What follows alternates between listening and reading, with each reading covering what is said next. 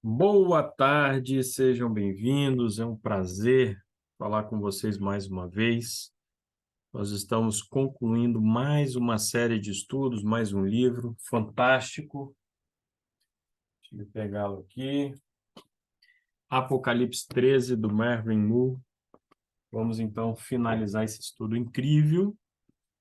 Estudo do capítulo 13 do Apocalipse, né? As principais questões ali desse capítulo, todo o contexto histórico e as questões mais atuais, né? E a projeção aí para o futuro, de acordo com o que a Bíblia nos permite, né?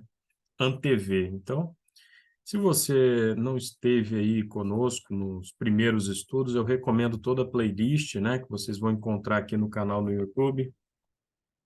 Aliás, se você ainda não é inscrito, a gente solicita sempre, né, que se inscreva, que curta, compartilhe. Na descrição do vídeo temos aí o endereço de e-mail, se você quiser entrar em contato conosco, quiser mais materiais, quiser se aprofundar mais em algum tópico, nós estamos à disposição. E sempre lembrando, né, que o nosso projeto também tem sempre aí o objetivo de incentivar as pessoas a proclamarem esse evangelho eterno, né? Que você se proponha também, de acordo com os seus talentos, os seus dons, a pregar a palavra de Deus. Se você está começando na caminhada cristã, se você é recém-batizado, né? Busque a ajuda de alguém mais experiente, mas não deixe de levar essa mensagem para quem ainda não a conhece, certo? Bem, vamos fazer uma oração, como é de nosso costume, vamos falar com Deus. Senhor nosso Deus, bondoso Pai, muito obrigado, porque ainda temos a oportunidade, Senhor, de estudarmos a Tua palavra livremente, expô-la e levar pessoas ao Teu reino. Sabemos que muito em breve, ó Pai, virá uma perseguição como nunca houve e as condições serão bem mais difíceis. Por isso, ó Pai, nós lhe rogamos que abençoe aqueles que irão acompanhar esse estudo, aqueles que já estão acompanhando neste momento aqui na sala Zoom, que o Santo Espírito trabalhe nos corações de cada um. Tudo isso nós lhe rogamos, em nome de Jesus. Amém. Bem, eu tive aí um resfriado, a voz não está muito boa, desde já eu agradeço a compreensão de vocês, né? Bem, nosso objetivo hoje é recapitular a parte final do livro, né? Isso vai do capítulo 21 até o epílogo. Vamos destacar alguns dos principais aspectos, conceitos ali. Sempre fica aí o conselho, né, para que você leia o livro, né? Não deixe de ler, ter sua própria experiência, então, com o texto ali. Bem, o capítulo 21 traz dois conceitos aí interessantes: dominionismo e triunfalismo, né?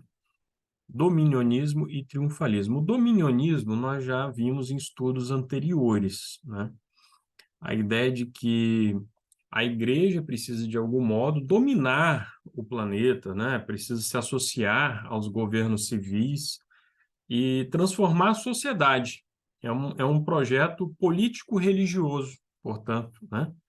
Que visa minar, então, essa ideia de separação entre Estado e igreja e impor o cristianismo, né? Estabelecer a supremacia do cristianismo. Essa seria, supostamente, a única forma de deter a decadência moral que a sociedade vive. Essas pessoas, né, que vão por essa linha, entendem que só existe essa alternativa. Essa alternativa é deixar os progressistas, os comunistas, né, destruírem o que resta aí dos valores judaico-cristãos, certo? O triunfalismo está associado a essa concepção, né? Triunfalismo pode ser definido como uma atitude ou crença de que determinada doutrina, cultura ou sistema social é superior a todos os outros e deve triunfar sobre eles, certo?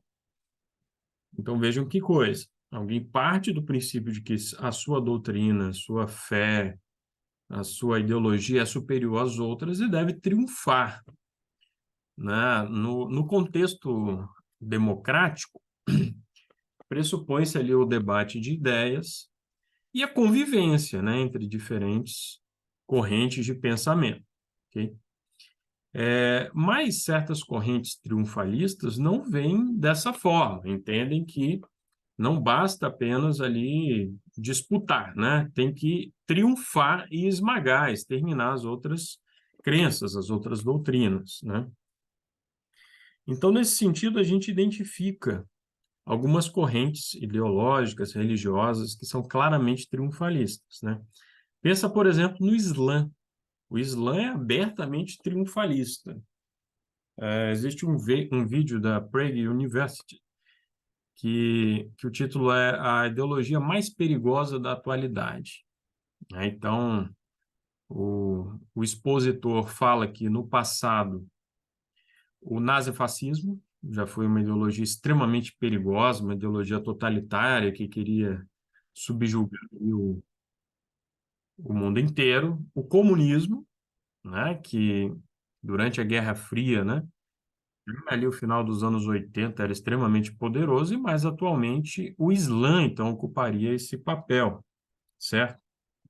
Agora, será que o cristianismo é triunfalista?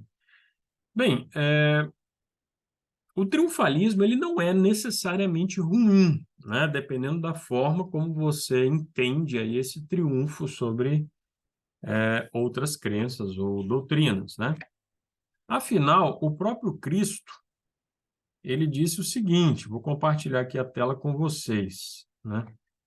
O próprio Jesus, uma vez eu me lembro de conversar com colegas, né, na escola pública, e ter falado sobre esse tom triunfalista da mensagem de Jesus, né? Em João 14, verso 6, Jesus disse o seguinte: Eu sou o caminho, a verdade e a vida. Ninguém vem ao Pai senão por mim, certo? Então Jesus ele não disse que ele seria um caminho, um dos caminhos, uma verdade. Ele é o caminho, ele é a verdade, ele é a vida, certo? Só existe essa via ao Pai, é a única via de salvação, certo? Mesmo aqueles índios, né, populações isoladas, que não tiveram contato ali direto com o Evangelho, né, mas que pela natureza, Paulo fala disso, né, tem contato com as verdades de Deus, enfim. Aqueles que foram fiéis à luz que tiveram ali em vida, né, o padrão moral que receberam, serão salvos por Jesus, pela graça de Cristo que alcança, inclusive, essas pessoas aí. Mas fora Cristo não existe nenhum outro caminho, não existe outra forma de salvação. Então, esse tom é um tom triunfalista, sem sombra de dúvidas, né? Existe o triunfalismo do ponto de vista civil, né? Então, aqueles que já estudaram a história americana, o destino manifesto, né, da nação americana, ali no século XIX, a expansão para o oeste. Existe até uma pintura que eu lembro muito, o Pedro acabou de entrar aí, né, Pedro? Não sei se o Pedro aí vai se lembrar. Chama-se American Progress, do John Guest. Pois diz aí, Pedro, se lembrou, viu? Então, essa pintura aqui é uma verdadeira alegoria do destino manifesto, né, da nação americana, né? Um povo que se vê como eleito de Deus, um povo com a missão de levar o progresso para o oeste selvagem, o oeste sombrio. Então, aqui do lado direito dessa pintura estão os colonos, né? Avançando em carruagens, eles estão em ferrovias. Nós temos aqui uma representação da República Americana, né? Essa mulher que está com uma linha de telégrafo aqui, uma Constituição na outra mão. E esse lado aqui é um lado mais claro, né? E o lado aqui onde estão os índios e os animais selvagens é o lado mais escuro, que não tem lugar nessa concepção de nação americana, né? Então, o progresso americano é justamente o progresso dos brancos, né? Da cultura ocidental sobre a cultura selvagem. Então, temos aí mais uma concepção triunfalista. A doutrina Bush, né? O George W. Bush, o George Bush filho, né?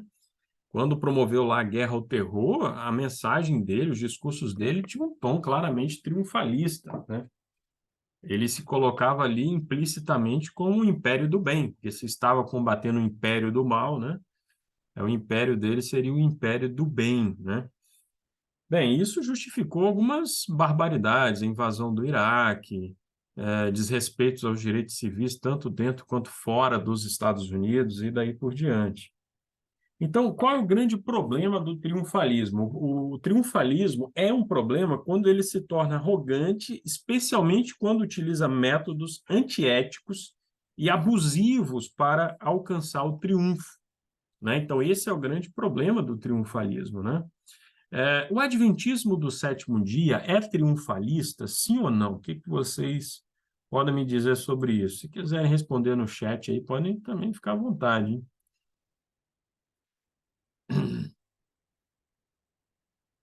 O adventismo do sétimo dia seria triunfalista, sim ou não?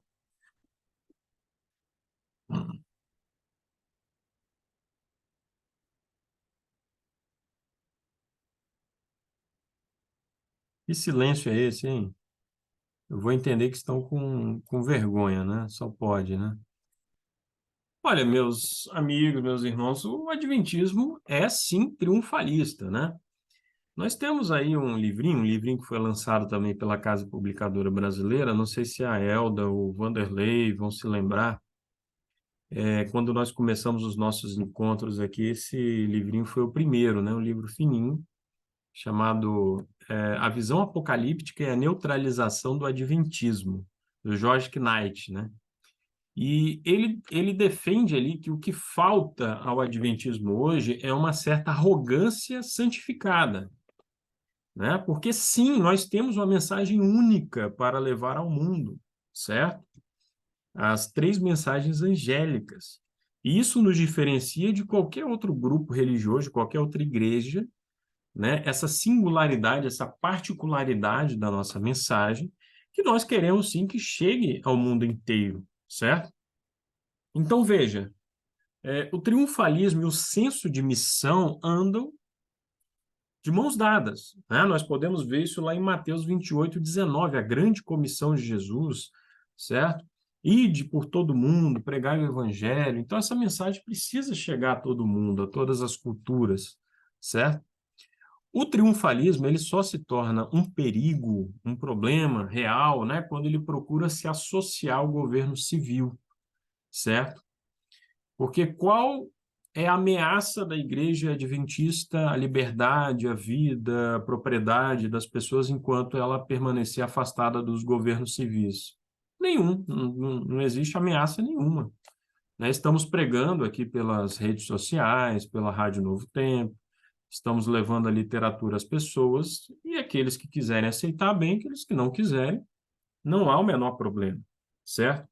Agora, o que nós vimos nos nossos estudos aqui, né, é que a direita cristã nos Estados Unidos tem buscado essa associação com os governos civis, né? Tem buscado uma infiltração nas instituições, inclusive no poder judiciário, e isso se torna um perigo, né? O dominionismo, ok? Bem, e aí nós falamos do Rushduni, né? Do Schaeffer, Francis Schaeffer, né? Que exercem uma profunda influência sobre o pensamento mais geral da direita cristã nos Estados Unidos, certo? E aí o Mervyn Moore ele destaca o seguinte, que os conservadores da direita cristã estão determinados a assumir o governo civil norte-americano, é uma meta deles, né? E usá-lo para impor sua agenda moral sobre a nação. Então, é esse o grande plano, né? Bem, e quanto aos católicos, né? Os católicos, na guerra cultural, existe uma verdadeira guerra cultural hoje nos Estados Unidos, no Ocidente, né? Entre, de um lado, conservadores, de outro lado, os progressistas, né? Os católicos têm permanecido um pouco mais discretos, é verdade. Porém, eles nunca abandonaram a sua convicção de que o cristianismo é a única religião verdadeira e o catolicismo é a única igreja verdadeira dentro do cristianismo e que precisa se impor, né, sobre o mundo. O catolicismo nunca aceitou bem, né, exatamente a ideia de separação entre Estado e igreja. As declarações feitas no Concílio Vaticano II, lá nos anos 60, que nós já analisamos aqui num dos estudos, nós vimos que tem uma série de ressalvas. Trazem uma série de ressalvas, né? E essas ressalvas abrem uma brecha, um precedente para que no futuro, num outro contexto que nós vamos falar hoje ainda aqui no nosso estudo, pessoas que não apreciam a liberdade religiosa, o respeito ali às diferenças, às minorias, poderão se apegar a essas brechas para perseguir, então, quem pensa diferente, certo? Olha, o Pat Robertson, lá do movimento, né, da direita cristã, né, dos conservadores religiosos lá nos Estados Unidos, ele tem uma declaração bem sintética que diz tudo, né? Desejamos poder, né? E esse desejo, né, por poder é algo próprio do triunfalismo, né? E nos lembra aí uma frase do Lord Acton, né? Lord Acton, ele diz o seguinte, que o poder corrompe e o poder absoluto corrompe absolutamente. Então, o que que isso significa? Que a partir do momento que a direita cristã conseguiu o poder nos Estados Unidos da América, ela irá se corromper, como sempre aconteceu ao longo da história. Sempre que a igreja se associou ao Estado, podemos remontar lá, né, nos tempos bíblicos, mais uma vez um exemplo aqui que nós já demos, né, Acabe, Jezabel, né, Jezabel representando ali a religião apóstata, pagã, né, se associando ao Estado, o Estado ali de Israel, né, com Acabe no casamento, e ela dominava, né, e ali se corrompeu completamente o povo de Israel. Na história do cristianismo, essa tragédia começa ali com Constantino, né, no início do século IV. Depois de uma severa perseguição, vem o Edito de Milão, né? Um pouco antes, é verdade que a perseguição já havia abrandado, mas ele definitivamente promove ali a liberdade, a tolerância no Império Romano e passa a promover o cristianismo, né? E em questão assim de menos de um século, o que vai acontecer? O cristianismo de uma religião perseguida se torna religião oficial no Império Romano, isso foi com o imperador Teodósio, e o politeísmo é que passa a ser perseguido pelo cristianismo. Então vejam como que a coisa se inverteu completamente, né? E aí, doutrinariamente, a igreja se corrompeu ainda mais, né, do que já estava, né, devido a essa associação com os poderes civis, certo? Constantino, no primeiro momento, procurava se manter ali imparcial, né? Ele continuou ostentando o título de Pontifex Maximus, né? Que era o título supremo, né, do contexto politeísta em Roma, certo?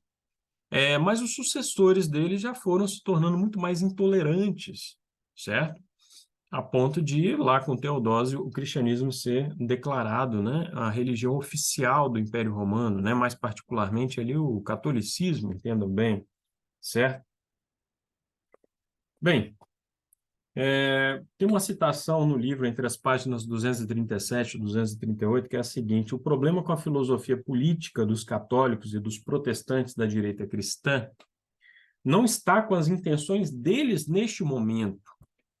O Mervyn Moore é muito enfático, ele repete, né, que ele não conhece nenhum líder aí da direita cristã, nenhum líder católico que esteja defendendo neste momento a tortura, a perseguição, a prisão, a morte de quem pensa diferente deles.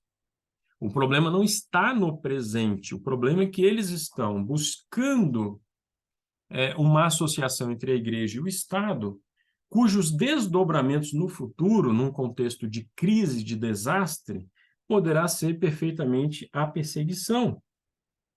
Então, o problema está com o sistema político-religioso que estão determinados a estabelecer e com o uso desse sistema depois de ter sido estabelecido. Foi o que aconteceu justamente ali com o Constantino. Constantino era um pouco mais tolerante, né? Mas ele criou um sistema, né, que favorecia uma igreja oficial, e depois os sucessores dele eram bem mais intolerantes, se valeram desse sistema que já estava montado para perseguir tanto quem adorava muitos deuses, os politeístas, quanto cristãos também, que eram de outras correntes que não a corrente católica, certo? Então, existe um alerta aí muito grande, né, para todos nós. E muitos cristãos não estão percebendo esses sinais, né, o perigo disso tudo, certo? Assim como, por exemplo, lá na Alemanha nazista, e nós falamos aqui, tocamos um pouco na questão do nazismo num dos nossos estudos, muitos não perceberam os indicativos ali de que o país estava se tornando um regime totalitário. Então, nós corremos esse mesmo risco, né, de ignorarmos essa natureza intolerante de um sistema que está se configurando, certo? Bem, no nosso caso, né, no caso aqui do Ocidente, do mundo, é sobretudo lá nos Estados Unidos, uma direita cristã, uma direita conservadora, que está buscando transformar os Estados Unidos numa sociedade baseada em princípios bíblicos, da forma como eles entendem, né, esses princípios bíblicos, certo? Bem, não deve haver nenhuma dúvida de que haverá sim essa perseguição, né? Jesus falou sobre isso em Mateus 24, verso 9, Apocalipse 13, né, os versos 7, 15, Apocalipse 17, verso 6, haverá uma feroz perseguição pelo mundo um pouco antes da vinda de Cristo. Então, cabe a nós estarmos atentos em relação às tendências, né? Reconhecermos as tendências aí que caminham para esse contexto de perseguição, certo? Mas o que poderá levar, então, o mundo, né, a uma crise tamanha, né, que leve, então, o governo dos Estados Unidos a impor um decreto dominical e as demais nações do mundo a irem pelo mesmo caminho e, a partir daí, perseguirem aqueles que não aceitarem essa imposição? Bem, o próprio Apocalipse tem aqui um indicativo, né, do que poderá ir acontecer, ok? Só um instantinho aqui. Olha só, quando nós vamos ao Apocalipse 7, nós lemos ali o seguinte, Apocalipse 7, a partir do verso 1. E depois dessas coisas, eu vi 4 anjos de pé nos 4 cantos da terra, retendo os 4 ventos da terra.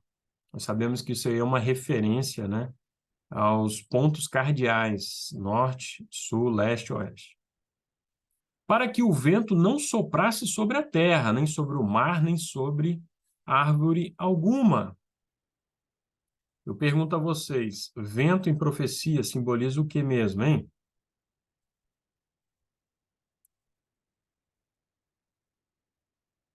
Quem se lembra? Guerras.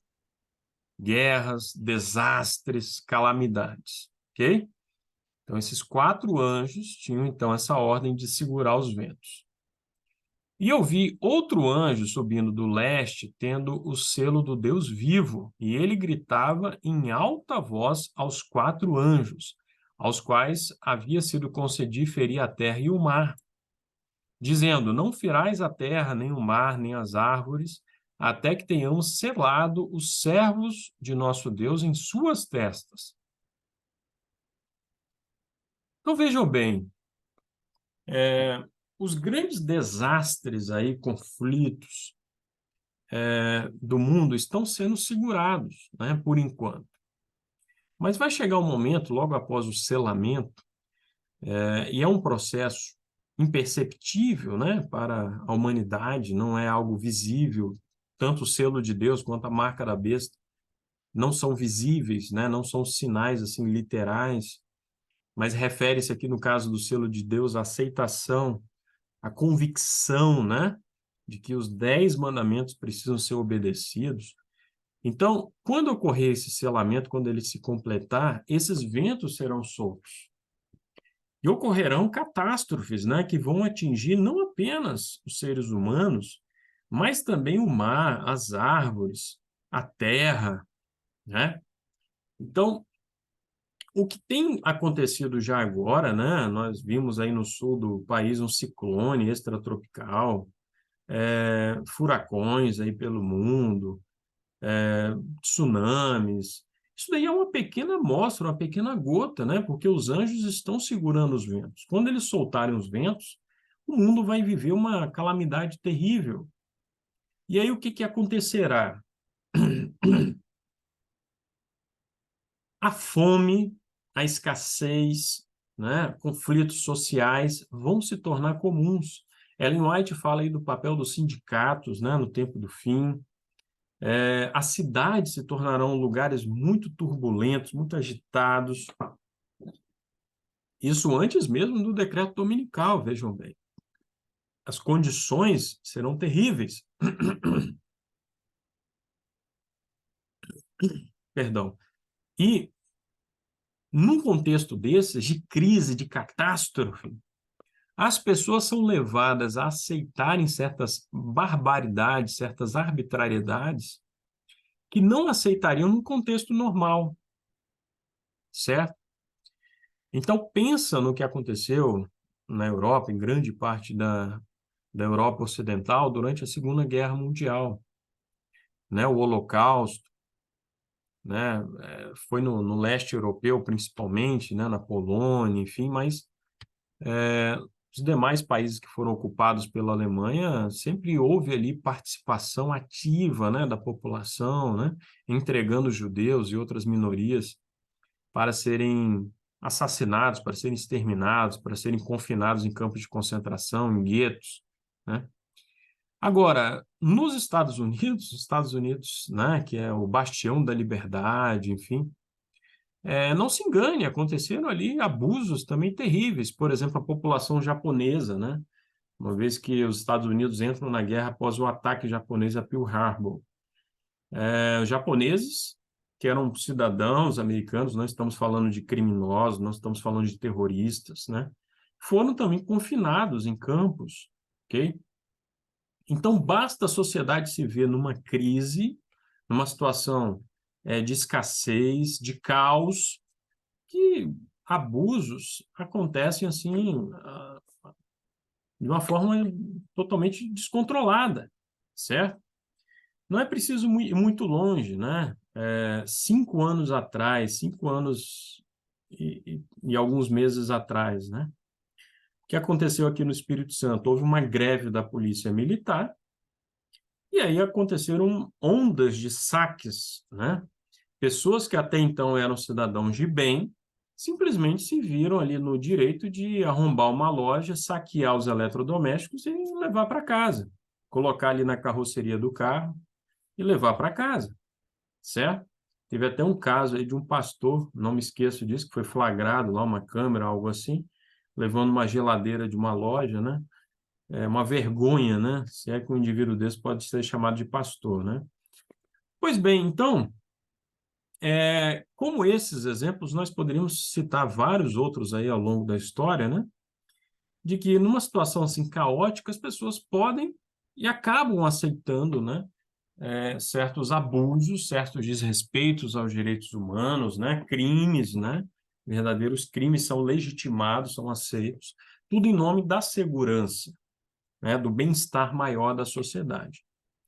Mas o Apocalipse nos revela um outro elemento, um outro fator também muito significativo. Não será apenas essa situação caótica, né, no meio ambiente, no mundo social, no mundo político, no mundo religioso, né? Temos aí um componente sobrenatural extremamente significativo, né? Que nós encontramos, por exemplo, aqui no capítulo 16, no verso 13. João viu o seguinte: eu vi 3 espíritos imundos semelhantes a rãs saírem da boca do dragão e da boca da besta e da boca do falso profeta, certo? Então, é uma referência aqui clara ao espiritismo, né? Aos poderes demoníacos.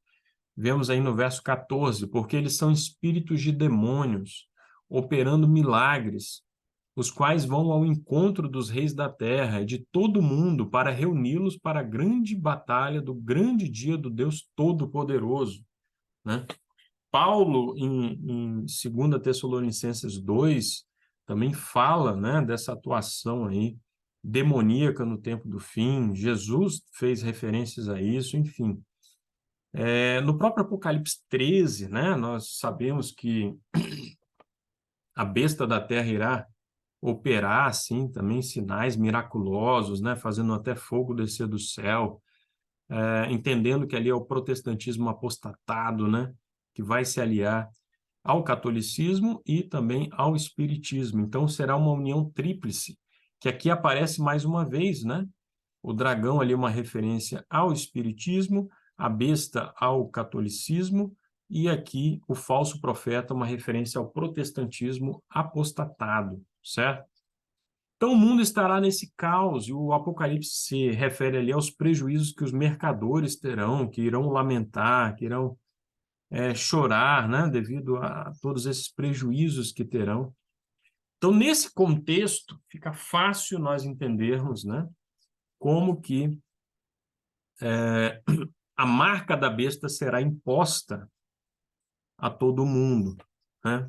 Aqueles que não aceitarem serão proibidos de comprar e vender, serão banidos do sistema financeiro. E como eu comentei na nossa classe da Escola Sabatina, hoje é muito mais fácil entender como que esse boicote econômico se dará, né?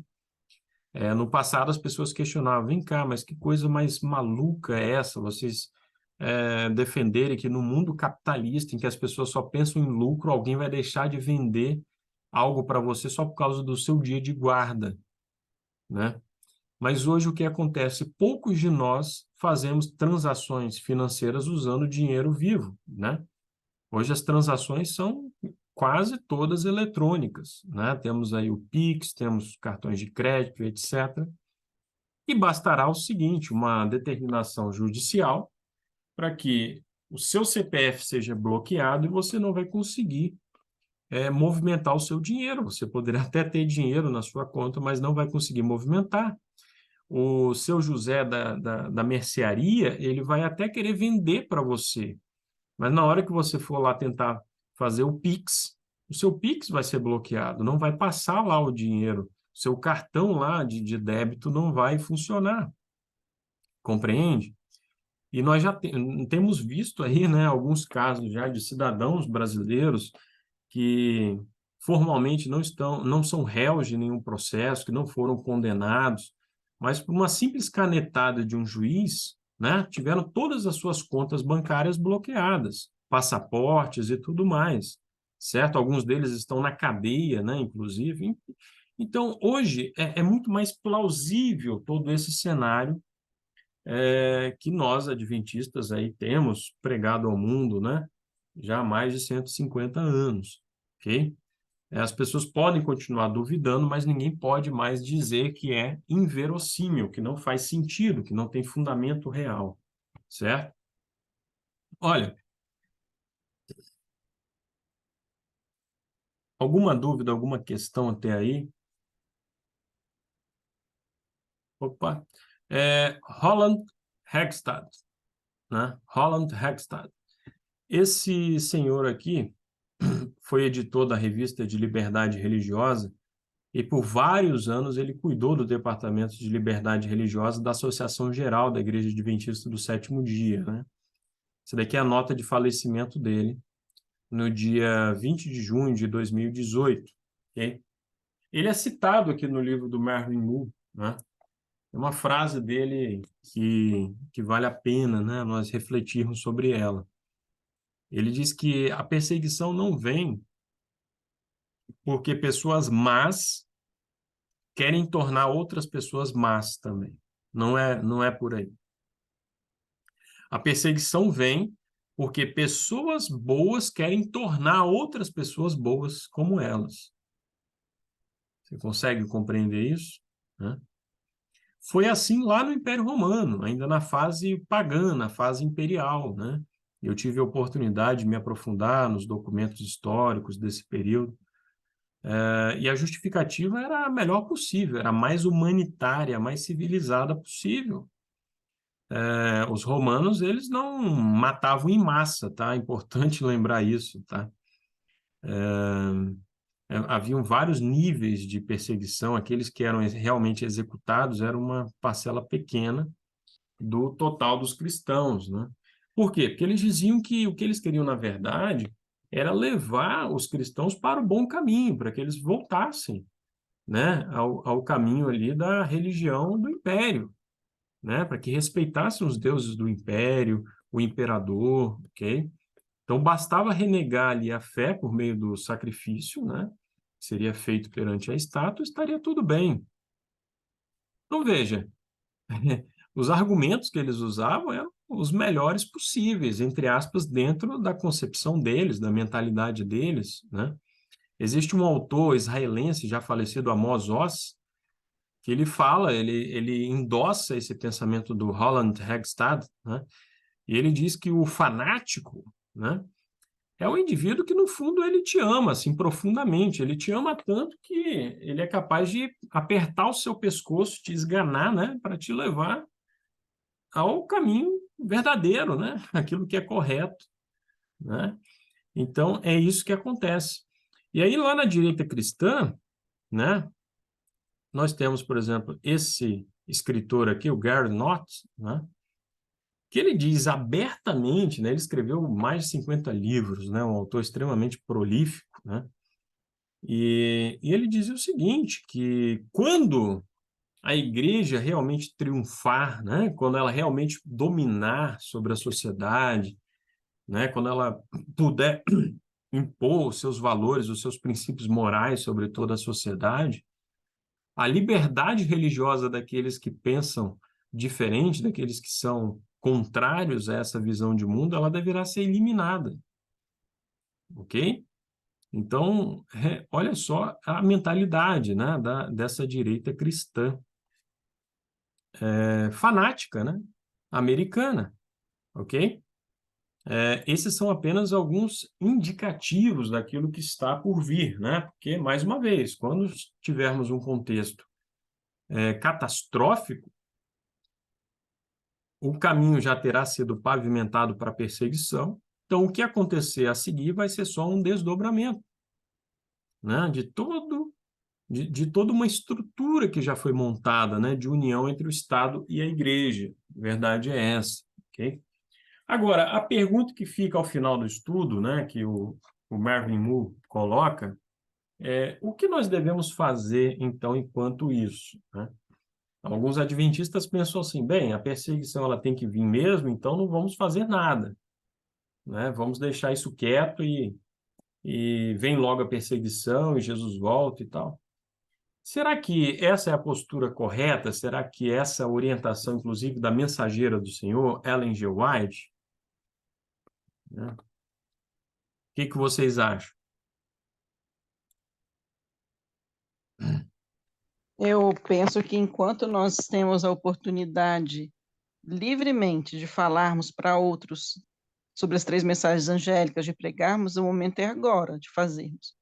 Porque no momento dessas perseguições aí, ainda o nosso testemunho vai ter valor, mas a gente vai ser cobrado daquele tempo que a gente negligenciou nessa pregação do evangelho, que é agora.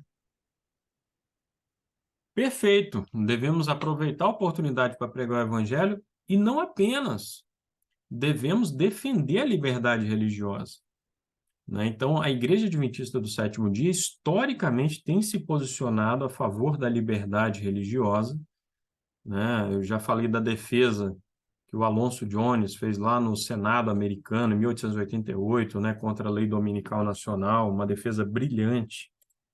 Vocês encontram o audiolivro no YouTube, né? Então, historicamente, a Igreja Adventista sempre teve uma postura de defesa clara, enfática da liberdade religiosa, e assim também nós devemos fazer, né?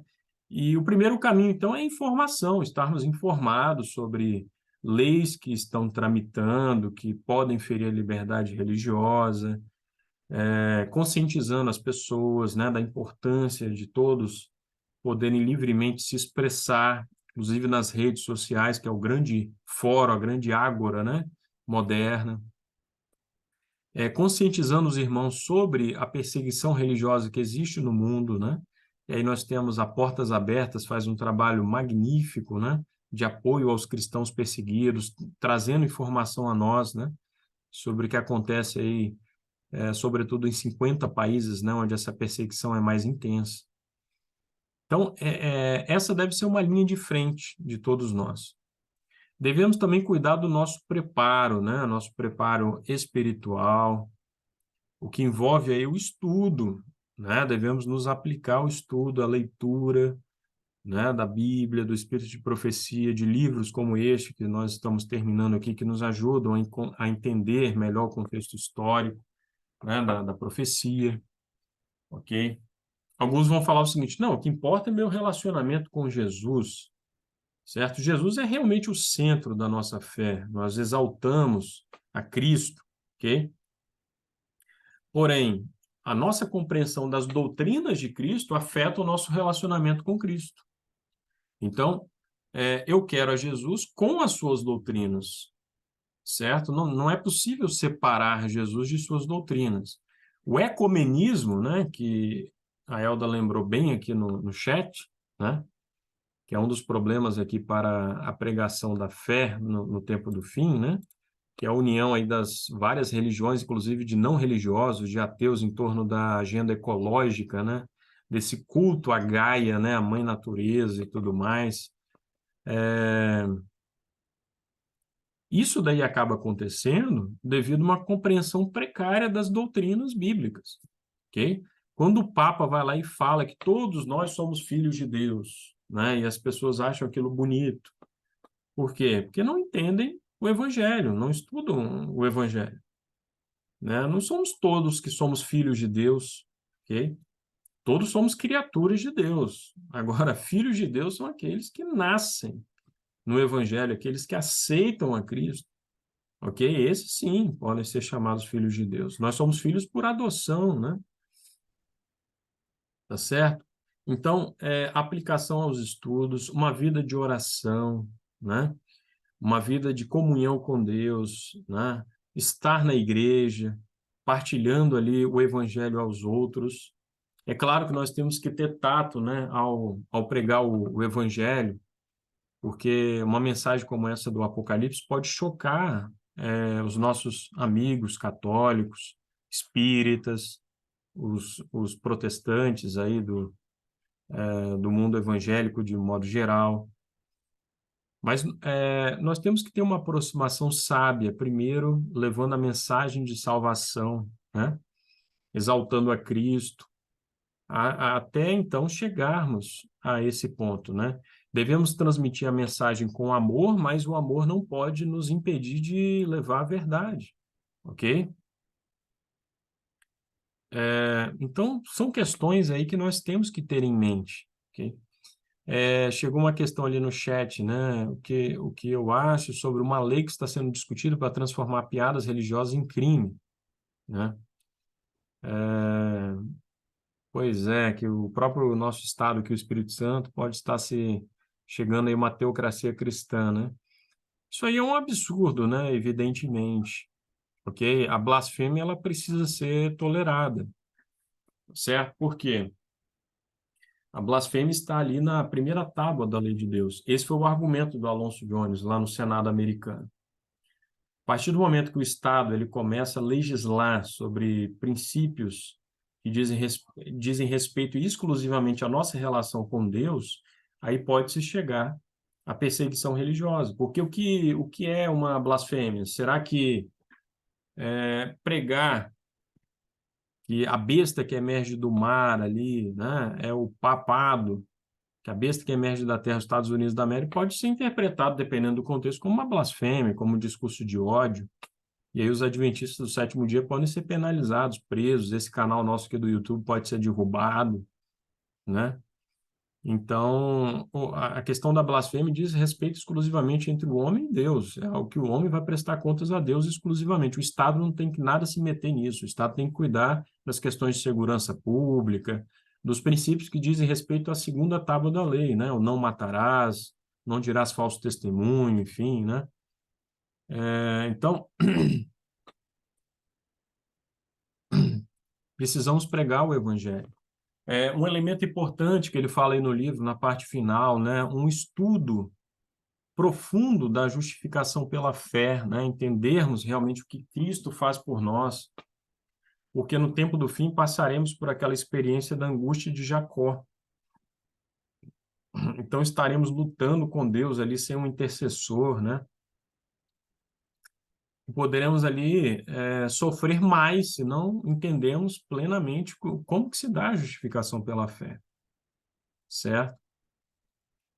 Então é algo que nós precisamos nos aplicar. O cuidado com a saúde, né? O nosso corpo, o templo do Espírito Santo, a adoção da reforma de saúde, né? Então, são medidas importantes para tomarmos hoje, o quanto antes, okay? Que vão nos preparar para essa crise final, né? Uma postura tolerante, amável com aqueles que pensam diferente, okay? Aqueles que têm um estilo de vida, que têm princípios diferentes do nosso, né? Pedimos a Deus para amarmos essas pessoas, né? Não deve haver ódio no coração do cristão, certo? Então, são algumas das orientações aí na parte final do livro, e nós vamos terminando por aqui, certo? Alguém tem aí algum comentário a fazer?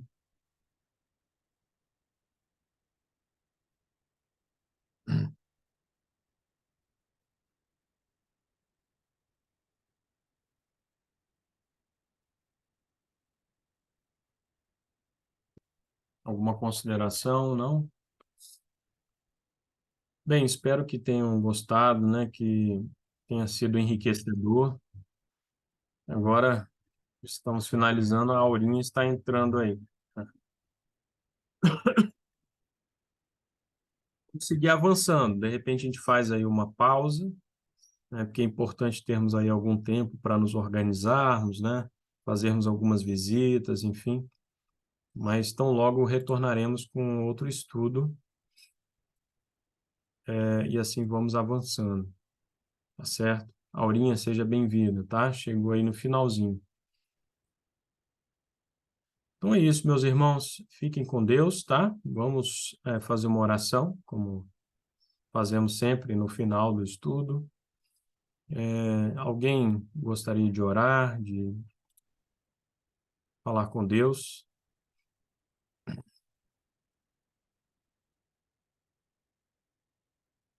Ninguém? Posso orar. Pois. Santo e eterno Deus, amoroso Pai, nós agradecemos o Senhor pela oportunidade que tivemos de estudar esse livro, de aprender mais, de vermos que, ainda que por muitos somos julgados como um povo fanático, um povo que é uma seita e que não aceitam os nossos pensamentos ou doutrinas, nós vemos as profecias se cumprindo, cada uma ao seu tempo. E sabemos que todas as coisas estão sob seu domínio. Nos ajude, Senhor, a estudarmos, a nos posicionarmos, a não termos vergonha de defender o teu evangelho. Amém, E Senhor. se tivermos que sermos presos, que sejamos como Paulo, gratos a Deus por tudo e presos no amor de Jesus, mas felizes ainda, mesmo que de lá. Que o nosso testemunho fale mais alto do que a nossa voz e que o Senhor a cada dia nos conduza para o lar. Amém. Santifica-nos, Senhor, santifica-nos em tua palavra. Fica conosco, nos dê uma boa semana e nos ajude, Senhor, a cada dia mais compreendermos e nos prepararmos para a tua breve vinda. Perdoa Amém. os nossos pecados, nos limpa com o sangue do teu Filho amado Jesus Cristo, é o que te pedimos em nome dele. Amém. Amém.